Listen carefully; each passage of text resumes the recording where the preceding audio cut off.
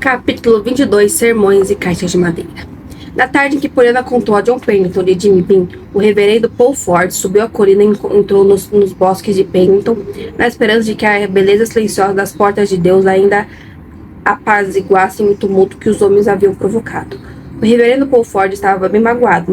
Mês a mês, há um ano, as condições da paróquia dele haviam piorado cada vez mais. Até que, atualmente, para onde quer que se virasse, encontrava apenas discussões, fofocas, escândalos e inveja. Ele havia argumentado, implorado, repreendido, ignorado e chegara à conclusão de que nada melhorara, pelo contrário. 2 de seus diáconos estavam em pé de guerra por causa de algo tolo. 3 de suas melhores colaboradoras haviam se retirado do grupo de voluntárias por conta de fofocas vindas de mais línguas. O coro dividiu-se sobre um solo dado a uma determinada solista. Até mesmo o Christian Endeavor Society estava em um mar de inquietação devido à crítica de 2 de seus ministros. A escola dominical, por sua vez, sofria com a renúncia de seu superintendente e a demissão de 2 de seus professores, motivos que foram a gota d'água para o pastor atormentado que seguiu para o bosque silencioso para orar e meditar. Sob as árvores, o reverendo Paul Ford encarou o fato diretamente. Em sua opinião, a crise havia chegado, algo devia ser feito, e logo todo o trabalho da igreja estava parado. Os cultos dominicais e a reunião de oração do dia da semana e chás missionários, até os jantares das atividades sociais estavam se tornando cada vez menos frequentes. É verdade que ainda restavam alguns colaboradores, mas eles costumavam cruzar propósitos e sempre se mostravam bem conscientes dos olhos críticos em volta deles, e das línguas que não tinham nada a fazer além de falar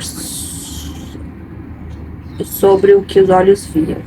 E por causa de tudo isso, o reverendo Paul Ford entendeu muito bem que ele, o pastor de Deus, a igreja, a cidade, até mesmo o próprio cristianismo estavam sofrendo, e deviam sofrer ainda mais, a menos que algo fosse feito imediatamente. Mas o que? Lentamente o pastor tirou do bolso as anotações que fizera para o sermão do próximo domingo. Franzindo a testa, ele olhou para elas. Sua boca se concentrou no que devia falar. Em voz alta, ele leu os versos. Mas ai de vós, escribas e fariseus hipócritas, porque fechais os homens o reino dos céus, pois nem vós entrais aí, nem aos que entrariam permitiriam entrar. Foi uma denúncia amarga. Nos corredores verdes da floresta, a voz profunda do pastor soou com efeito contundente. Até mesmo os pássaros e as esquilos pareciam silenciados. Trouxe ao pastor uma percepção vivida de como essas palavras soariam no domingo seguinte, quando ele deveria pronunciá-las perante seu povo no silêncio sagrado da igreja. Seu povo, eles eram seu povo. Ele poderia fazer isso? Ousaria ele fazer isso? Ousaria ele ele não fazer isso? Era uma denúncia assustadora, mesmo sem as palavras que se seguiriam. Suas próprias palavras. Ele orou e orou. Ele havia implorado fervorosamente por ajuda, por orientações. Ansiava aceitar agora, nesta crise, o passo certo. Mas foi esse o passo certo? Lentamente o pastor dobrou os papéis e enfiou-os de volta no bolso. Então, com um suspiro quase gemido, atirou-se ao pé de uma árvore e cobriu o rosto com as mãos.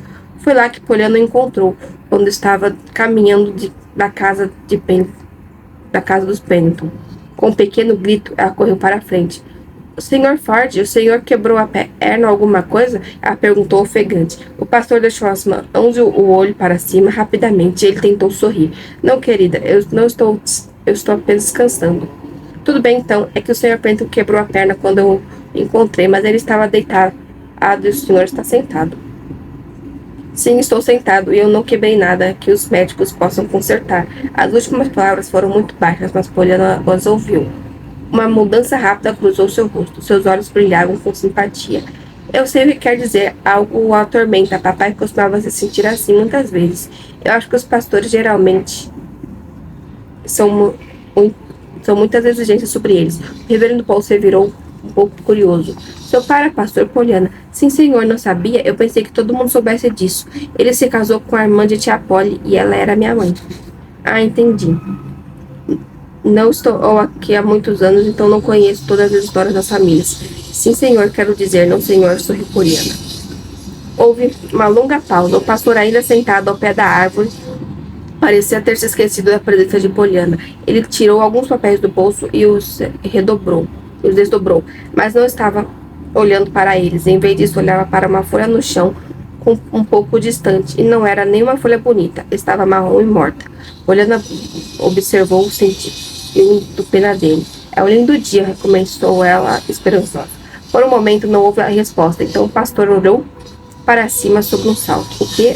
Sim, é um lindo dia. Estamos em outubro e não faz frio. Observou a menina na esperança de puxar a conversa. O senhor Penton acendeu a lareira hoje. Queria ver as chamas. Eu também adoro fogo, e o senhor? A pergunta ficou sem resposta. Poliana esperou um pouco e, desapontada, tratou de buscar outro assunto. Gosta de ser pastor, senhor Ford? Se gosta, é difícil responder. Por que me pergunta? O reverendo ergueu os olhos cansados. Só por curiosidade, por causa do seu olhar. Meu pai tinha a mesma expressão às vezes. Ah, é? E nada mais disso, foi reverendo, voltando a fritar a pequena folha seca. Nessas ocasiões, eu sempre perguntava se ele gostava de ser pastor, insistiu Poliana. Assim como perguntei agora. E o que respondia seu pai? O reverendo sorria. Sempre a mesma coisa, dizia que gostava outras vezes. Porém, afirmava que jamais seria pastor, se não fosse alguns trechos alegres da Bíblia. O reverendo tirou os olhos da folhinha seca e fixou no rosto contente da menina. Era como ele costumava chamá-los. É claro que a Bíblia não diz isso, mas todas as frases começavam com alegria. Se contente com o Senhor, ou rejubila-te com ele, ou salta de alegria. Assim por diante, o Senhor sabe mais do que eu. Certa vez, quando esteve doente, papai contou 800 pedacinhos desses. 800, sim, 800 deles que mandam a gente ficar alegre. Era o que meu pai chamava de textos alegres. Os olhos do pastor caíram sobre as anotações que tinha nas mãos. E começavam assim: a maldição do Senhor desça para sempre sobre vós, escribas e fariseus hipócritas. Quer dizer que seu pai só pensava nos textos alegres, quis saber. Sim, afirmou Poliana com firmeza. Costumava dizer que se sentiu muito melhor desde o dia que começou a procurá-los na Bíblia. E se Deus quis que nos lembrássemos da alegria por 800 vezes, era porque queria que nos sentíssemos felizes. Papai chegou a ter vergonha do tempo perdido em que não fora alegre, e passou a sentir conforto quando as pessoas não corriam como ele gostaria. Ser muito feliz foi um passo, quando as senhoras da caridade brigavam, isto é, discutiam. Meu pai tirava dos textos alegres o conforto necessário. Foi assim que inventou o jogo do contente. O caso das muletinhas apenas serviu de pretexto. E como se joga o jogo? Perguntou o pastor. É fácil, basta tentar tirar proveito daquilo que nos aborrece, como acontece com as muletas. Poliana contou a história novamente. O reverendo não perdeu uma só palavra do que dizia a menina. Momentos depois, desceram a colina de mãos dadas. Poliana estava radiante, satisfeita por ter podido falar à vontade sobre o inesgotável assunto, o jogo do contente. Separando-se lá embaixo, cada um tornando uma direção diferente. Em casa, o pastor fechou-se no escritório para pensar. Tinha sobre a mesa várias folhas manuscritas, anotações para o sermão, mas nem pensava no sermão. Pensava no pastor do Oeste, pobre doente, que havia selecionado as 200 citações da Bíblia, com o propósito de descobrir quantas vezes o Senhor mandara rejubilar-se e ficar contente. Depois o reverendo levantou-se, suspirando o pensamento, saía da cidadezinha do Oeste e voltava à sua comunidade. Ia começar a escrever o sermão quando viu uma revista que sua esposa tinha deixado aberta sobre a mesa, como se quisesse despertar sua curiosidade para a página exposta. Leu um parágrafo do artigo, depois outro, e continuou lendo tudo.